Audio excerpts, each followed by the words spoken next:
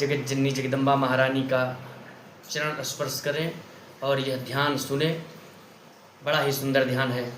हरि ओम खड्गं चक्रगदेषु चापपरिघां शूलं भुसुण्डिं शिरः शङ्खं सन्ददतिं करस्त्रिनयनां सर्वाङ्गभूषावृतां नीलास्मद्युतिमस्य पाददशकां सेवे महाकालिकां यावस्तौ सपिते हरौ कमलजौ अन्तं मधुं कैटभम् अक्षस्तक्परसं गदेशकुलिसं पदमं धनुष्कण्डिकां दण्डं शक्तमसिं च चर्मजल्जं घण्टासुरां भाजनं शूलं पाशसुदर्शने च ददतिं हस्तैः प्रसन्नाननां शैले शैलविमर्दिनीमिह महालक्ष्मी सरोजस्थितां घण्टाशूलहलानि शङ्खमुदले चक्रधनुसायकं हस्ताब्जैर्ददतिं धनांसबिलतच्छीतांसतुल्यप्रभां गौरी देहसमुद्भवां त्रिजगतां माधारभूतामहां